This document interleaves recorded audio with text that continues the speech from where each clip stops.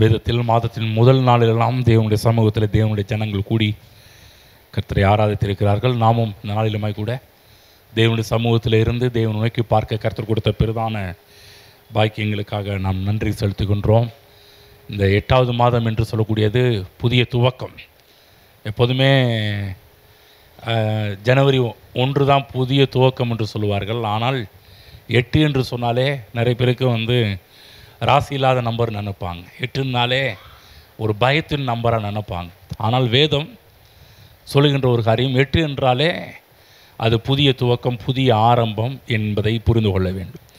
Okay, இந்த மாதத்திலும் வருகின்ற நாட்களிலும் தேவன் நம்ம எப்படி அழகாக பாதுகாக்க போகிறார் என்பதை குறித்து அவர் கொடுத்த வாக்குத்தத்தங்களை நாம் தியானிப்போம்.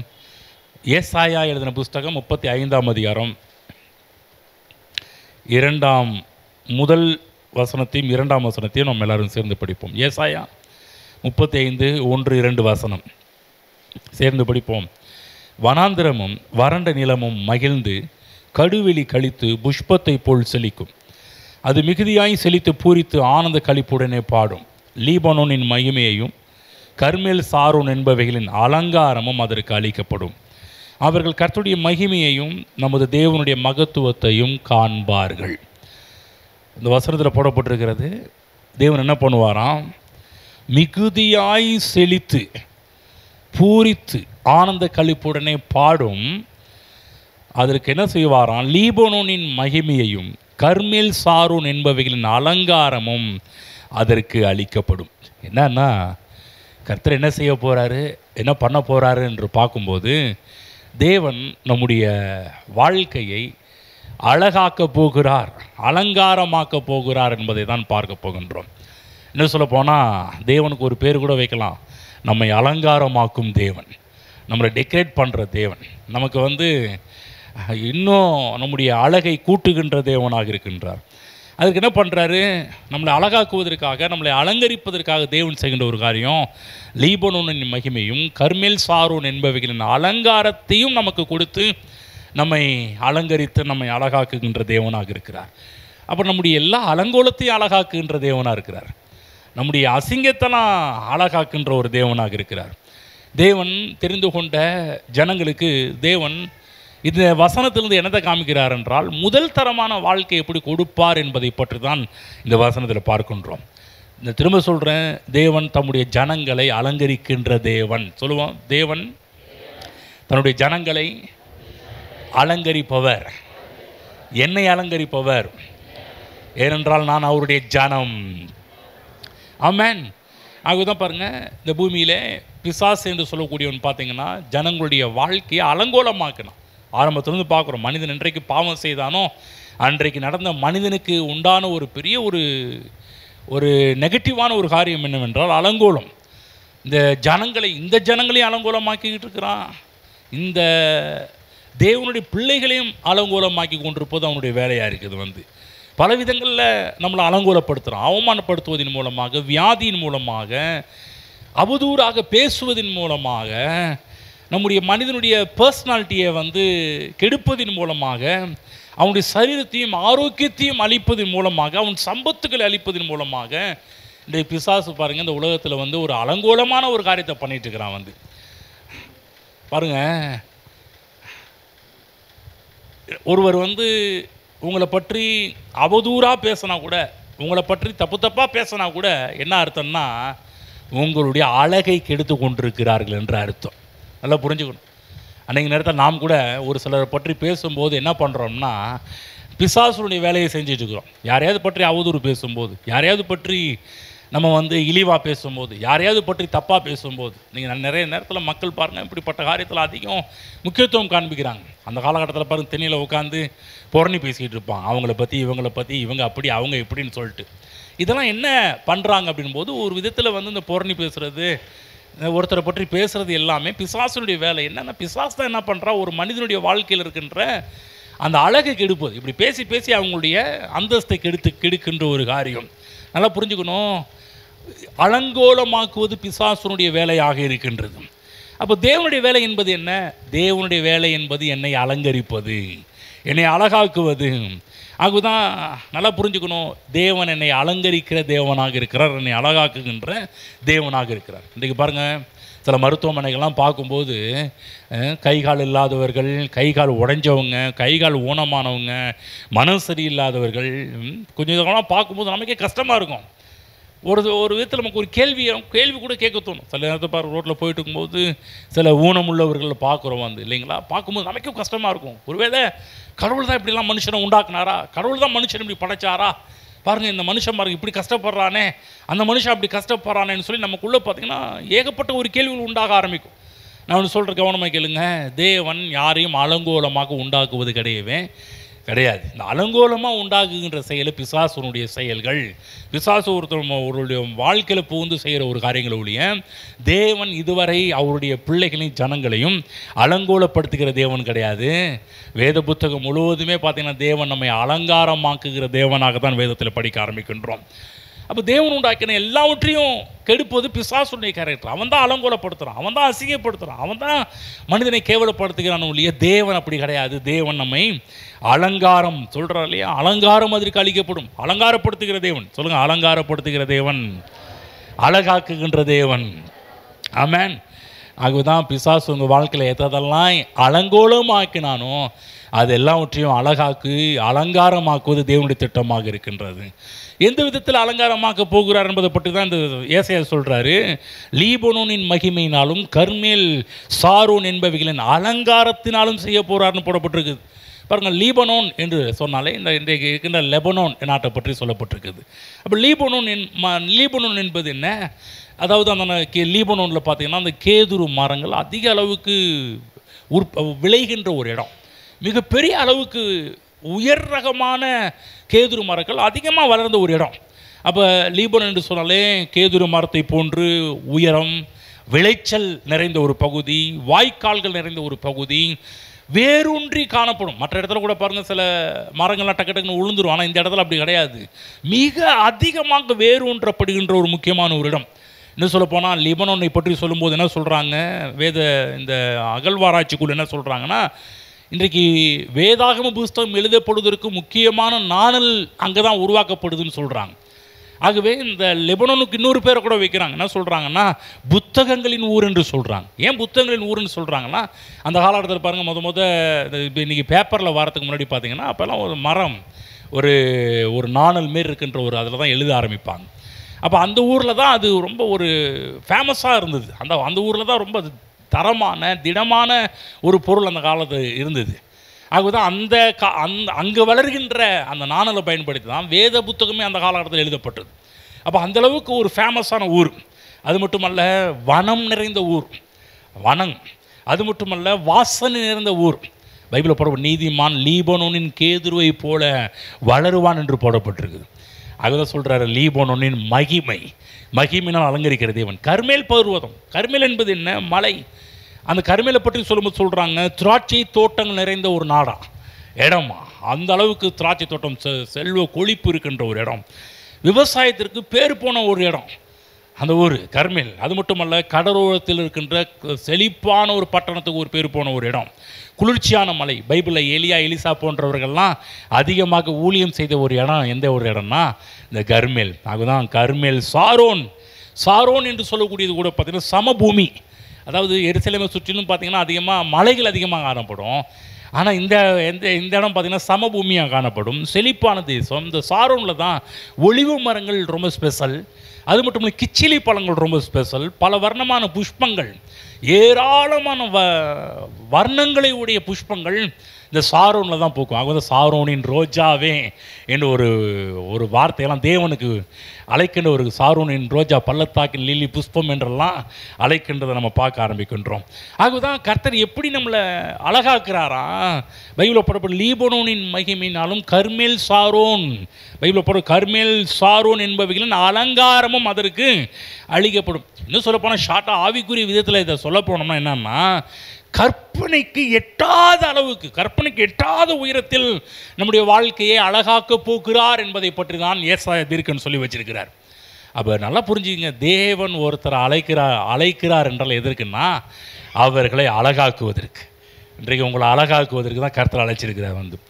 வேதம் சொல்லுகின்றது பல இடங்களில் பாருங்கள் எப்படி தேவன் அவலட்சணமான காரியத்தெல்லாம் அலங்காரமாக்கி விடுகிறார் என்று பல இடத்துல வேதத்தில் பார்க்கணும் ஒன்று அப்போ தேவன் நம்ம அழகாக்குற தேவன், அலங்கரிக்கிற தேவன். சொல்லுங்கள், அழகாக்கி அலங்கரித்து அழகாக்குற தேவன். ஆமென். பைபிளில் பாருங்கள், ராஜா ஒருத்தரை கனம் பண்ண ஆரம்பித்தார்னா எப்படி நடக்குமா? அலங்கரித்தல் முதலாவது நடக்கும். அலங்கரித்து அவனை உயர்த்துவார் பாருங்க. அப்போ தேவன் உங்களை அலங்கரிக்க போகிறார் என்றால் என்ன அர்த்தம்னா, தேவன் நீங்கள் இந்த பூமியில் எந்த நிலைக்கு வர வேண்டும் என்று தேவன் வைத்திருக்கிறாரோ அந்த நிலைக்கு கொண்டு போய் உங்களை உயர்த்த போகிறார் என்று அர்த்தம். தேவன் அலங்கரிக்கிறார் என்றால் என்ன அர்த்தம் என்றால், நம்மை ஆயத்தமாக்குகிறார் என்ற அர்த்தம். பாருங்கள், பொதுவாக திருமணத்துக்கு முன்னாடி ஒரு பெண்ணை அலங்கரிக்கிறார்கள் என்றால் என்ன அர்த்தம்? இன்றைக்கெல்லாம் பாருங்கள், டெக்கரேஷனுக்கே பாதி செலவாகிருது. கல்யாணம் என்று எடுத்தாலே டெக்கரேஷன் தான் பாதி செலவாகுது. மண்டப டெக்கரேஷன், அந்த டெக்கரேஷன், இந்த டெக்கரேஷன், ஸ்டேஜ் டெக்கரேஷன், அதை காட்டிலும் பெண்ணையும் மாப்பிள்ளை டெக்கரேஷன் பண்ணுவாங்க பாருங்கள். அதுதான் ரொம்ப காஸ்ட்லியாக இருக்கும். எதுக்காக டெக்கரேஷன் பண்ணுறாங்க? உதாரணத்துக்கு ஒரு பெண்ணை எதுக்கு டெக்கரேஷன் பண்ணுறாங்க? மணப்பெண் எதுக்கு டெக்கரேஷன் பண்ணுறாங்க? எதுக்கு அலங்கரிக்கிறாங்கன்னா, மணமகனுக்கு முன்பாக அவர்களை ஆயத்தப்படுத்துகிறார்கள். நம்ம தேவன் ரட்சித்தது கூட பார்த்தீங்கன்னா அலங்கரிப்பதற்கான அடித்தளம். இருக்கிறவர் நம்மளை ரட்சித்தார். அதாவது பேஸ். ஒரு பியூட்டி பார்லர் போனீங்கன்னா முதல்ல பார்த்தீங்கன்னா பேஸ் முதல்ல போடுவாங்க. பேஸ் என்ன? தோலை கொஞ்சம் அலங்காரமாக்குறது. என்ன தோல் அலங்காரம்? முதல்ல தோல் பாலிஷ் பண்ணுறது இல்லைங்களா?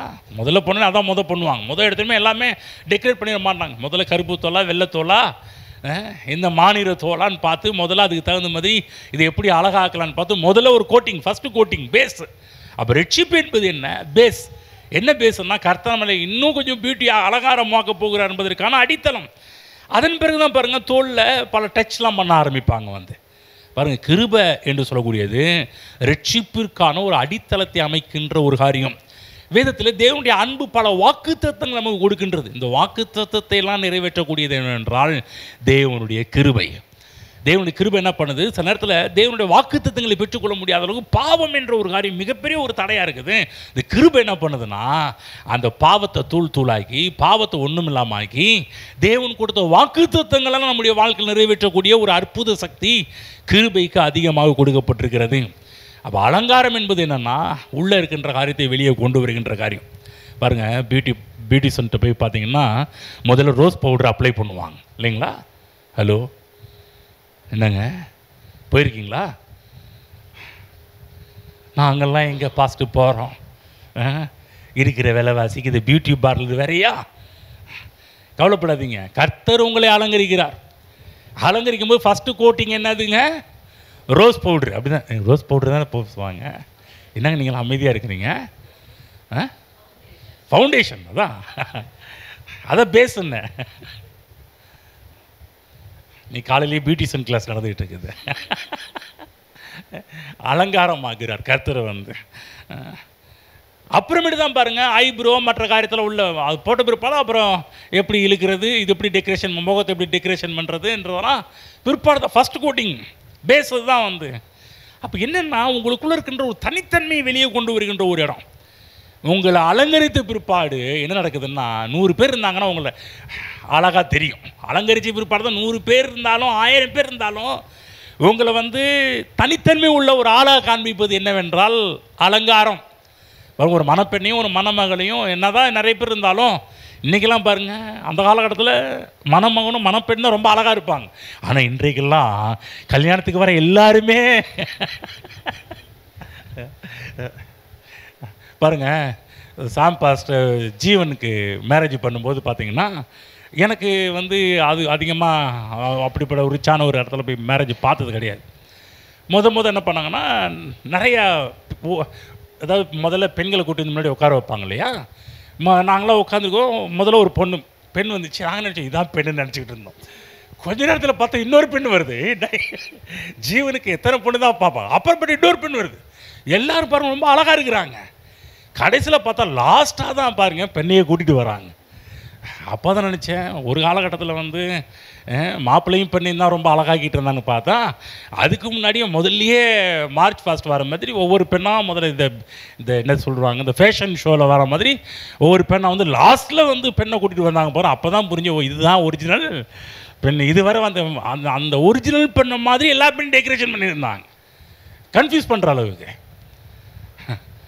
எந்த அளவுக்கு அலங்காரம். அப்புறம் பாருங்கள், வந்த எல்லாரும் பாருங்கள், நான் சொல்கிறேன், எந்த ஒரு நிகழ்லாம் எந்த ஒரு மேரேஜ் எடுத்தாலும் ரொம்ப லேட் ஆகுது. இங்கேருந்து கிளம்பி போகிறதுக்கே கொஞ்சம் அவ்வளோ அலங்கரிக்கிறது. ஏன்னா எவ்வளோ பேர் இருந்தாலும் அத்தனை பேர் மத்தியில் நம்மளை வந்து கொஞ்சம் தனியாளாக காமிக்கணுன்றதுக்காக தான். நீங்களாம் ஏன் நம்ம ட்ரெஸ் உடுத்துகிறோம், மற்ற எதுக்காக மேக்கப்லாம் பண்ணுறோம்னா, என்ன தான் நிறைய பேர் இருந்தாலும் நம்ம ஒரு தனியாளாக காண்பிக்க வேண்டும் என்பதற்காக தான்.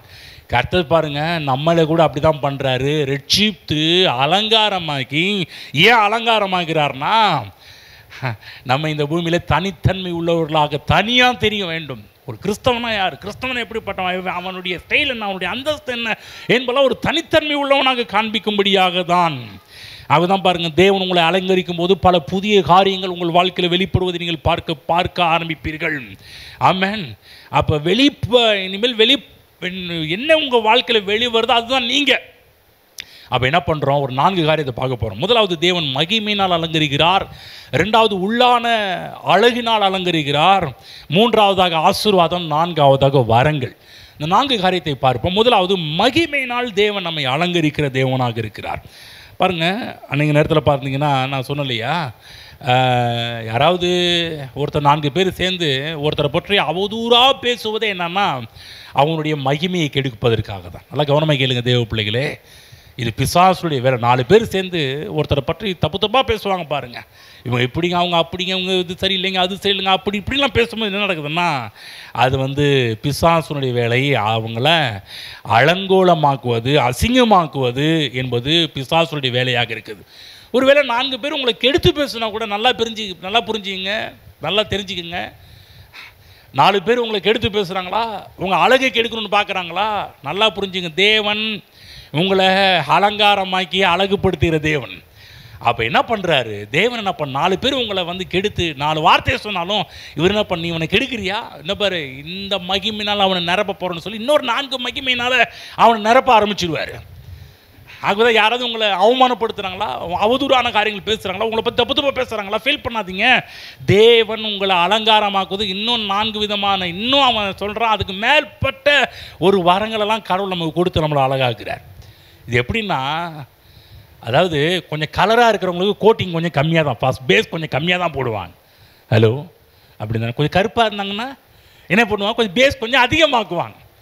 நார்மலாக கொஞ்சம் ஒயிட்டாக இருக்கும், கொஞ்சம் மாநில ஒயிட்லாம் பார்த்தீங்கன்னா ஒரு கோட் அடிக்கிறாங்கன்னா எங்கள் முகத்தில், செவுத்தில் கிடையாது, முகத்தில் ஒரு கோட்டிக்கு அடிக்கிறாங்கன்னா கொஞ்சம் கருப்பு, என்னை போல் கருப்பான ஆட்களாக உள்ளே போய் வச்சோம்னா இன்னும் கொஞ்சம் ஒயிட்டாக இருக்கிறவங்களுக்கு ஒரு அரை மணி நேரம் செலவு பண்ணுறாங்கன்னா, கருப்பாக இருக்கிறவங்களுக்கு ஒரு 3/4 மணி நேரம் 1 மணி நேரம் கூட கொஞ்சம் செலவு பண்ணி பேஸ் பண்ண ஆரம்பிப்பாங்க, ஃபவுண்டேஷன் போட ஆரம்பிப்பாங்க.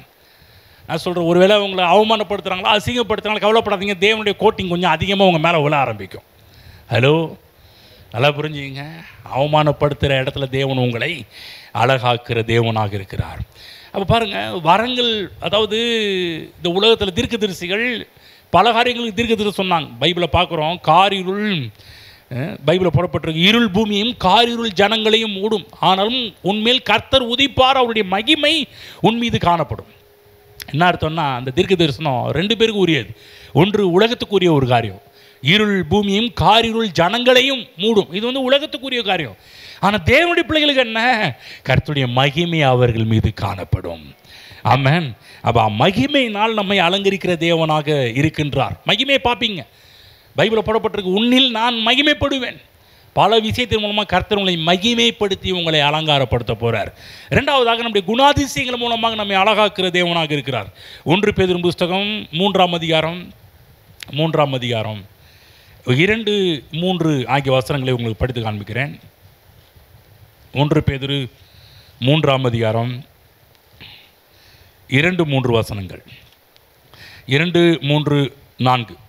போதனையின்றி மனைவியில் நடக்கையினாலேயே ஆதாயப்படுத்திக் கொள்ளப்படுவார்கள். மயிரை பின்னி பொன்னாபரணங்களை அணிந்து உயர்ந்த வஸ்திரங்களை உடுத்திக் கொள்ளுதலாகிய புறமான அலங்கரிப்பு உங்களுக்கு அலங்காரமாயிராமல் அழியாத அலங்கரிப்பாக இருக்கிறது சாந்தமும் அமைதியிலும் உள்ள ஆவியாகி இருதயத்தில் மறைந்திருக்கிற குணமே உங்களுக்கு அலங்காரமாக இருக்க கடவுது. அதுவே தேவனுடைய பார்வையில் விலையேற பெற்றது. ரெண்டாவது என்ன? முதலாவது மகிமையினால் கடவுள் நம்மளை அலங்கரிக்கிறாரு.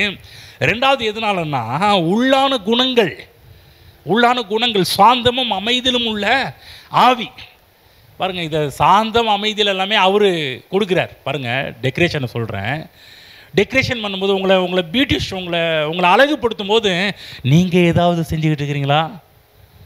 ஹலோ, யார் செய்கிறா? அலங்கரிக்கிறது யார்? நீங்கள் பாட்டு அப்படியே உட்காந்துருப்பீங்க, கண்ணு மட்டும் தான் எப்படி பார்த்துக்கிட்டு இருப்பீங்க. இப்படி திரும்ப சொன்னால் அப்படி திரும்ப சொன்னால் அவ்வளோதான் உங்கள் வேலை. மற்றபடி உங்களை அலங்கரிக்கிற அதிகமான வேலை யாருடைய வேலையாக இருக்கும்? யாருடைய வேலையாக இருக்கும்? பியூட்டிஷியன் வேலையாக தான் இருக்கும். நல்லா கவனமாக கேளுங்க. இந்த சாந்தமும் அமைதியிலும் உள்ள ஆவி கூட அவர் நமக்கு சப்ளை பண்ணி அவர் கொடுத்துட்டு இருக்கிறாரு. இந்த அலங்கரிக்கிறதுலாம் நம்முடைய பார்ட் ஒன்றும் கிடையாது, எல்லாம் அவர் பார்ட்டு. அவர் தான். நம்ம சும்மா இருக்கிறோம், சும்மா உட்காரு. சிலதில் பாருங்கள், அப்படி திரும்ப ஒழுங்காக உட்காருங்க. நீங்கள் ஒழுங்காக இருந்தால் தாங்க எங்களால் வேலை செய்ய முடியும். கர்த்தர் சொல்கிறாரு, உட்காருங்க, நானே தேவன் என்று அறிந்து கொள்ளும்படி அவருடைய சமூகத்தில் உட்காருங்கள், அமர்ந்திருந்து நானே தேவன் என்று அறிந்து கொள்ளுங்கள். அப்போ புதிய ஏற்பாட்டில் பரிசுத்தம் என்று சொல்லக்கூடிய ஒரு காரியம், இந்த பரிசுத்த அலங்காரம்லாம் பைபிளில் போட பரிசுத்த அலங்காரம். நம்ம பரிசுத்தப்பட்டு நம்ம பிரயாசம் எடுத்து கர்த்தர் உட்கார், முதல்ல உன்னை பரிசுத்தப்படுத்தி உன்னை அழகாக்குறது என்னுடைய வேலை. கவனமாக கேளுங்க. பழைய ஏற்பாடு காலத்தில் ரிஸ்க்காக இருந்துச்சு பரிசுத்தப்படி வாழ்வதற்கு. ஆனால் புதிய ஏற்பாட்டில் பரிசுத்தம் என்பது நம்ம ரிஸ்க் எடுக்க வேண்டிய அவசியம் கிடையாது. அவரே பரிசுத்த அலங்காரத்தினால் நம்மை அழகாக்குன்ற தேவனாக இருக்கிறார். அலங்கரித்து அழகாக்குறார். சொல்லுங்கள், அலங்கரித்து அழகாக்குறார். ஆமென். உள்ள என்னென்ன கேரக்டர்ஸாக நீங்கள் வளரணுமோ அவர்கிட்ட உட்காந்துருங்க, தேவ சமூகத்தில் உட்காந்துருங்க. அவர் உங்களை அலங்கரித்து உங்களுக்கு என்னென்ன கேரக்டர்லாம் வரணுமோ அதெல்லாம் அவர் உங்களுக்கு அலங்கரித்து உங்களை அழகாக்குங்கிற தேவனாக மாறிடுவார். அவதான் உங்களை சீர்படுத்தி உங்களை ஸ்திரப்படுத்தி பைபிளில் போடப்பட்டிருக்குது. நிலைநிறுத்தக்கூடிய தேவனா. நம்ம போய் சீர்படுத்த நம்ம முடியவே முடியாது. பாருங்கள், நீங்களாம் நம்ம குட்டிக்காரனாக போட்டாலும் சில காரியம் தேவனுடைய காரியத்தில் இருக்க முடியல. ஆனால் அவருடைய கையில் சரண்டர் ஆனால் ஒப்பு கொடுக்க ஆரம்பிச்சிட்டோம்னா அவர் நம்மளை சீர்படுத்தி ஸ்திரப்படுத்தி நிலைநிறுத்தக்கூடிய வல்லமையுடையவராக இருக்கின்றார். மூன்றாவதாக, தேவன் உங்களை ஆசீர்வாதத்தினால் அலங்கரிக்கிற தேவனாக இருக்கிறார். அதாவது எந்த உயரத்திற்கு நீங்கள் செல்ல வேண்டும் என்று தேவன் திட்டமிட்டிருக்கிறாரோ அந்த அளவுக்கு சொல்லக்கூடிய வாக்கு தத்தங்களெல்லாம் கர்த்தர் கொடுத்து நீங்கள் என்ன பண்ணிட்டு இருக்கிறாரு? வாக்கு தத்தங்களை கர்த்தர் உங்களுக்கு கொடுத்து இந்த காலை வேளையில் உங்களை அலங்கரித்து கொண்டிருக்கிறார். ஆமென். தேவனுடைய வாக்கு தத்தங்கள்லாம் அலங்கரிப்பதற்காக வரக்கூடிய ஒரு காரியம். அப்போ என்னென்னா, வாக்கு தத்தங்களை கொடுத்து உங்களை அலங்கரித்து தேவன் நீங்கள் எப்படி வாழணும்னு விரும்புகிறார் அந்த லெவலுக்கு கொண்டு போவார். பல நேரத்தில் பாருங்கள், தேவன் கொடுத்த வாக்கு தத்தத்துக்கும் வாழ்க்கைக்கும் சம்மந்தமே இல்லாத போல இருக்கும்.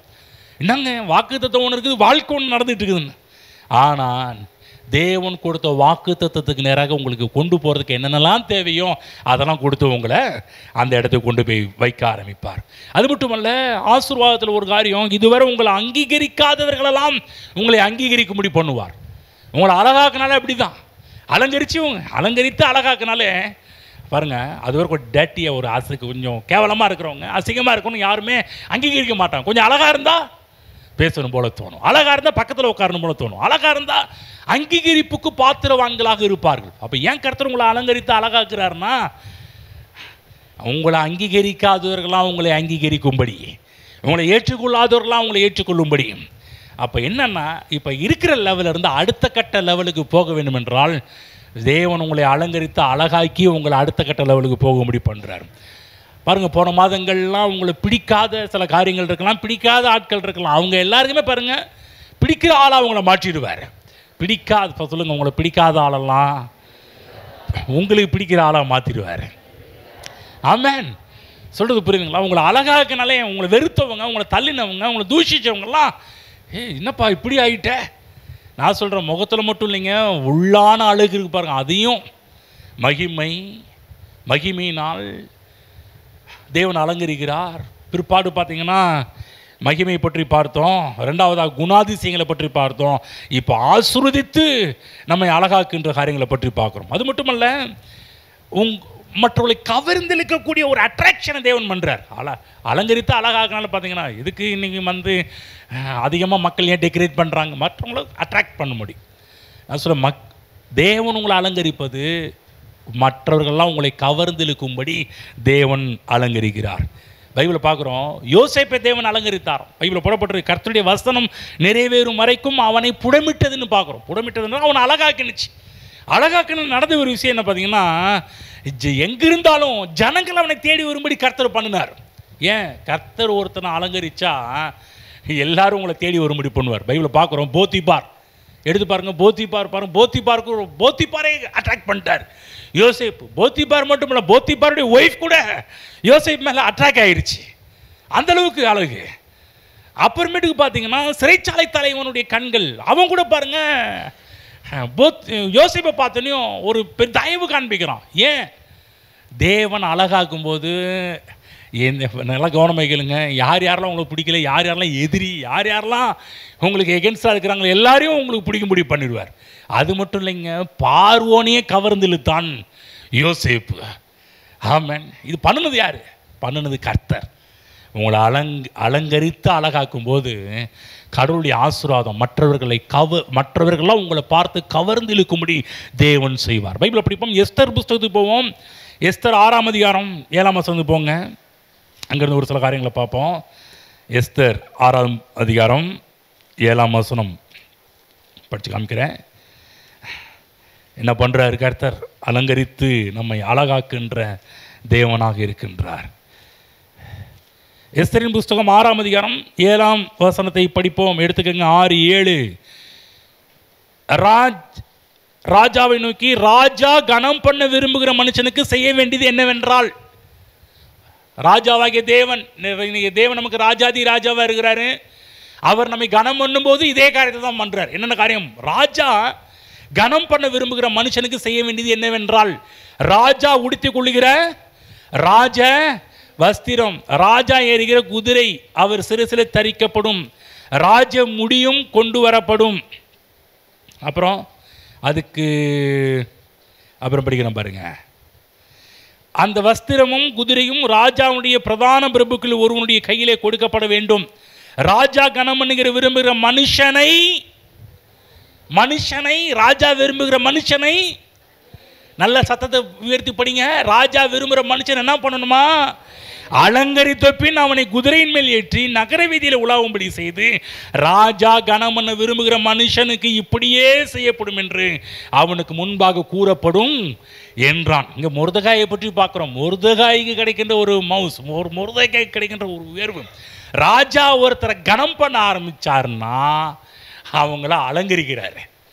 இன்னைக்கு இயேசு ராஜாவுடைய கனத்துக்குரியவர்கள் சொல்கிறார்களே, ஒருவன் எனக்கு ஊழியம் செய்வானாலும் பிதாவானவர் அவனை கனம் பண்ணுவார். என்ன கனம் பண்ணுவாராம்? அங்கே பார்க்குறோம், ஏகப்பட்ட ஆசீர்வாதம், ஏராளமான ஆசீர்வாதம் பார்க்குறோம் இல்லையா? தேவன் கனம் பண்ணுகிற மனிதன், அவருடைய உடை ராஜவஸ்திரம். இன்னைக்கு தேவன் அவருடைய வஸ்திரமாக்கி நீதியின் சால்வையை நமக்கு தரித்திருக்கிறார். ஆமென். நீதியின் சால்வை தரிக்கப்பட்டவர்கள், தேவனுடைய நீதியே நமக்கு சால்வியா இருக்குது.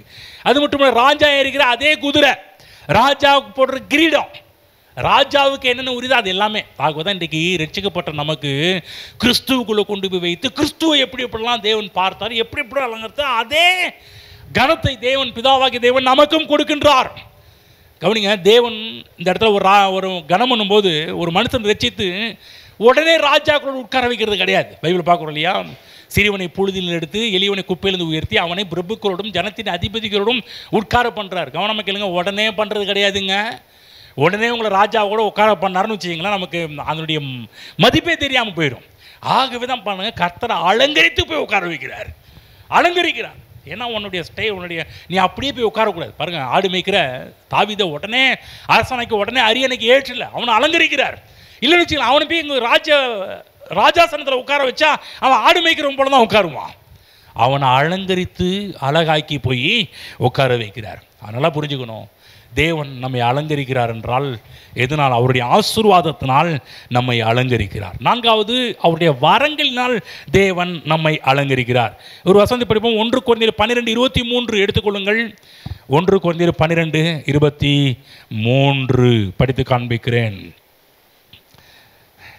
12:23 படிக்கிறோம் பாருங்க. மேலும் சரீர அவயங்களில் கனவீனமாய் காணப்படுகிறவைகளுக்கு அதிக கனத்தை கொடுக்கிறோம். நம்மில் லட்சணமில்லாதவைகளே அதிக அலங்காரம் பெறும். எது அதிக அலங்காரம் எது பெறும்னா, லட்சணம் இல்லாதவைகளே அதிக அலங்காரம் பெறும். கவனமாக கேளுங்க. தேவன் வரங்களினால் நம்மை அலங்கரிக்கிறார். இந்த மாதத்திலே உங்கள் வாழ்க்கையில் நிறைய வரங்கள் வெளிப்படுவதை நீங்கள் பார்க்க ஆரம்பிப்பீர்கள். ஏராளமான வரங்கள் உங்கள் வாழ்க்கையில் ஆப்ரேட் ஆகிறத நீங்கள் பார்க்க ஆரம்பிப்பீங்க. வரங்களெல்லாம் உங்களை அலங்கரிப்பார். அன்றைக்கி நேரத்தில் பாருங்கள், வரங்கள்னு சொன்னால் நமக்கு தெரிஞ்ச ஒரு 4 வாரம் மட்டும் தான் தெரியும். பைபிளில் பாருங்கள் 9 வாரம் இருக்குது. 9 வாரம் மட்டும் இல்லைங்க, ஏராளமான வாரம். ஒரு வாரத்துக்குள்ளே பல வாரத்தை வச்சிருக்கிறார். கவனமாக கேளுங்க. சுகமாக்கும் வாரமா, சுகமளிக்கின்ற வாரம். சுகமளிக்கின்ற வாரத்திலேயே பாருங்கள் இன்னும் நிறைய வச்சிருக்கிறார். ஒவ்வொருத்தரும் ஒரு மாதிரி அற்புதம் பண்ணுறாங்க, சுகமளிக்கிறாங்க இல்லைங்களா? ஒருத்தரம் பாருங்கள் தொட்டா சுகமளிக்கிறாங்க, தொட்டு சுகமளிக்கிறாங்க, தலை மேலே கை வச்சு சுகமளிக்கிறாங்க, வஸ்திர தொட்டு சுகமளிக்கிறாங்க. சில இடத்துல பார்த்தீங்கன்னா ஒருத்தர் ஜெபிக்கும் போது மொத்தமாகவே சுகமாகறாங்க இல்லைங்களா? புல்பீட்லேருந்து ஜெபம் பண்ணும்போது எல்லாருமே சுகமாயிடுறாங்க. சில பேர்லாம் பாருங்கள், ஒரு 500 பேர் சுகமாகனா முதல்ல தொடுவாங்க, தொட்ட உடனே எல்லாரும் சுகமாயிட்டே போவாங்க. ஏங்க, சுகமளிக்கிற ஒரு வரம் ஒன்று தான். ஆனால் அதில் கிடைக்கிற வரங்கள் இன்னும் நிறையா இருக்குது. ஹலோ, புரியுதுங்களா? சில பேர் அவங்க மேலே இருக்கிற அபிஷேகம் மற்றவங்கள்ட்ட அப்படியே கடந்து போக ஆரம்பிக்கும். இந்த அவர்கிட்ட இருக்கிற அபிஷேகத்தால் மற்றவங்களாம் சுகமாக்கப்படுறதெல்லாம் இன்னும் நிறைய இந்த நாட்களில் பார்க்க ஆரம்பிக்கிறோம். ஒரு வாரம் மட்டுமல்ல, அதுக்குள்ளே இன்னும் நிறைய வரங்களை தேவன் வைத்திருக்கிறார். இதெல்லாம் ஏன் கர்த்தர் கொடுக்குறாருன்னா, கவனமாக கேளுங்க. உங்கள் வாழ்க்கையில் தேவன் உங்களை அலங்காரமாக்குவதற்கு எல்லா வரங்களையும் கர்த்தர் கொடுக்குறார். நல்லா புரிஞ்சுங்க. இந்த மாதத்திலிருந்து வரக்கூடிய நாட்களில் உங்கள் வாழ்க்கையில் நிறைய வரங்கள் வெளிப்படுவதை நீங்கள் பார்க்க போகிறீர்கள். ஆமென். வரங்கள் என்ன 9 வாரம் மட்டும் கிடையாது பாருங்கள். நீங்கள் செய்கிற எல்லா காரியங்களும் செழிக்கும்படி பண்ணுறாரு பாருங்கள், அது ஒரு வரம் தான். புரியுதுங்களா? நீங்கள் எடுக்கிற காரியங்களை வெற்றி பெறுகிறீர்கள் பாருங்கள், அது ஒரு வரம் தான். சில பேர் பாருங்கள், பணம் கொட்டோன்னு கொட்டிகிட்டு இருக்கும் சில பேருடைய வாழ்க்கையில். நான் சொல்கிறேன், அது ஒரு கிஃப்ட்டு தான். ஏசு நாமத்தில் அந்த கிஃப்ட் இங்கே இருக்கிற எல்லாருக்கும் உருவாவதாக. ஆமென். என்னப்பா, எந்த பக்கம் திரும்பினாலும் கடவுள் ஆசீர்வாதத்தை பொழிஞ்சிட்டு இருக்கிறாரே. எந்த பக்கம் போனாலும் நல்ல ஒரு வருமானம் வந்துட்டு இருக்குது. எந்த பக்கம் போனாலும் பணம் கொட்டோன்னு கொட்டுதே பாருங்கள். பைபிளில் நடக்கிற ஒரு காரியம், சிங்கம் எல்லாரையும் அடிக்கும் இல்லைங்களா? ஆனால் அந்த சிங்கத்தையே அடிக்கக்கூடிய ஒருத்தன் இருந்தான், சிம்சோன், தாவீது. இன்னும் பல பேர்லாம் பாருங்கள், சிங்கத்தையே அடிக்கிற ஆளாக மாறினாங்க. நீங்கள் பாரு, நம்ம உலகத்தில் பார்ப்போம், சிங்கம் எல்லாரையும் கடிக்குதான், சிலங்க எல்லாரையும் அடிக்குதான். ஆனால் அதை அடிக்கிறதுக்கு சில பேர் கிஃப்ட்டை கொடுக்குறாரு பாருங்க. ஆமென். நல்லா புரியுங்க. சில பேரும் பாருங்கள், சிலர் பணம் சிலர்லாம் பார்த்தீங்கன்னா பணத்தை சிலர்கிட்ட வாங்கியே இருந்து கேவலப்படுற சில ஆட்கள் இருக்கிறாங்க.